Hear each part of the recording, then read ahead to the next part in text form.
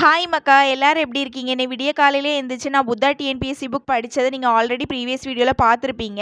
படித்த கையோடயே நான் மேக்ஸ் பார்க்கலான்னு சொல்லிட்டு ஆரம்பிச்சிட்டேன் பார்த்துக்கோங்க. இந்த மேக்ஸை நான் ஒதுக்கி ஒதுக்கி வச்சிட்டு இருக்கேன்.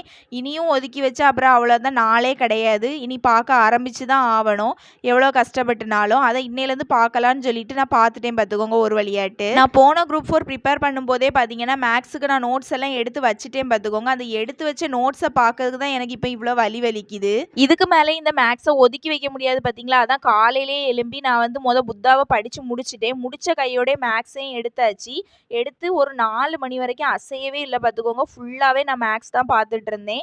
எப்படியோ ஒரு டாப்பிக்கை முட்டி மோதி நான் முடிச்சு தள்ளிட்டேன் பார்த்துக்கோங்க. மேக்ஸ் செஞ்சு முடிச்சதுக்கப்புறம் பார்த்தீங்கன்னா எனக்கு மனசுக்குள்ளே உறுத்திட்டே இருந்த, ஐயோ இந்த நாள் ஃபுல்லாக நம்ம வேஸ்ட் பண்ணிட்டோம் போல இருக்குது. ஏன்னா ஜிஎஸ் படிக்காட்டா அந்த நாளே வந்து கம்ப்ளீட் ஆகாது பார்த்துக்கோங்க. எனக்கெல்லாம் ஒரு ஜிஎஸ்ல வந்து நம்ம வெறும் ஒரே ஒரு பாடம் படித்தா கூட ஏதோ அந்த நாள் ஃபுல்லாக நம்ம யூட்டிலைஸ் பண்ண மாதிரியும் நிறைய படித்த மாதிரியும் ஒரு ஃபீல் கொடுக்கும். இந்த மேக்ஸ் எல்லாம் பார்த்தா அந்த திருப்தியே வராது பார்த்துக்கோங்க. அது எனக்கு ஒரு மாதிரி மனசுக்குள்ளே உறுத்திட்டே இருந்தால் ஒன்றுமே படிக்காத மாதிரி.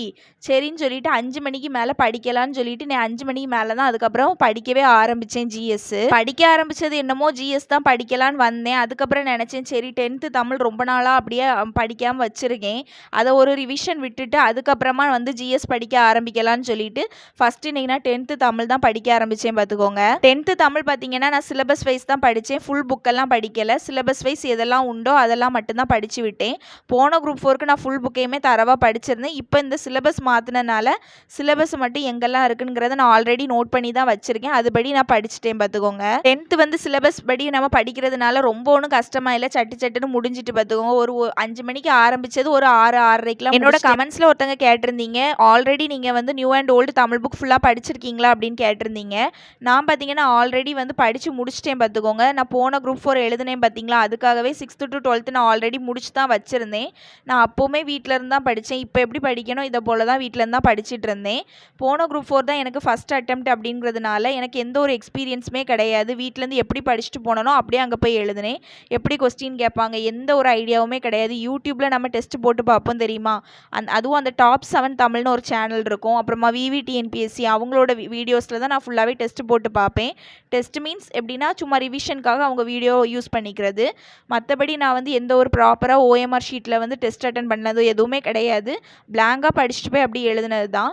போன குரூப் 4க்கு தமிழுக்கு நான் ஏம் பண்ணது பார்த்தீங்கன்னா 90+ ஏம் பண்ணியிருந்தேன். ஆனால் எனக்கு வந்தது வந்து 82 வந்துச்சு. போன குரூப் 4க்கு நான் எவ்வளோ கொஸ்டின் போட்டேன் அப்படின்னு சொல்லிட்டு நிறைய பேர் கீழே கமெண்ட்டில் கேட்கீங்க. நான் அதுக்கு எதுக்குமே பதில் சொல்லாத உடனே ஒருத்தங்க வந்து கமெண்ட் பண்ணியிருந்தீங்க, இந்த ஒரு கொஸ்டினுக்கு மட்டும் அவங்க சைட்லேருந்து ரிப்ளையே வராது அப்படின்னு.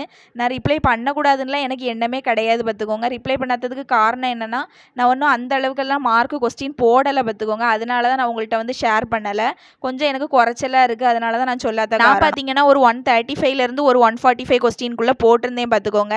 சொல்லாண்டான் தான் இருந்தேன். பின்ன எல்லாரும் இவ்வளோ தூரம் கேட்கிங்கல்ல, இதுக்கு மேலே நான் சொல்லலைன்னா நல்லா இருக்காது, அதனால தான் நான் சொல்லுவேன். அதுக்கப்புறமா நான் யோசிச்சு பார்த்தேன் பார்த்துக்கோங்க. இதில் குறைச்சப்படதுக்கு என்னத்தை இருக்குது பார்த்தீங்களா, எல்லாருமே பிகினிங் ஸ்டேஜில் இந்த மாதிரி தான் ஸ்கோர் பண்ணியிருப்பாங்க.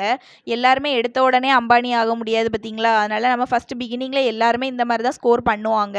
அந்த மாதிரி தான் நானும் பண்ணியிருக்கேன். இதை வெளியே சொல்லதுக்கு என்னத்துக்கு குறைச்சப்படணும்னு சொல்லிட்டு தான் இப்போ நான் வந்து சொல்லுவேன். எல்லாமே பார்த்தீங்கன்னா ஒரு எக்ஸ்பீரியன்ஸில் தான் ஸ்டார்ட் ஆகும் பார்த்துக்கோங்க. நான் இவ்வளோ வருஷமாக பார்த்தீங்கன்னா டைப் ரைட்டிங் ஸ்டெனோ முடிக்கிறதுலே ஃபோக்கஸ்டாக இருந்துட்டேன்.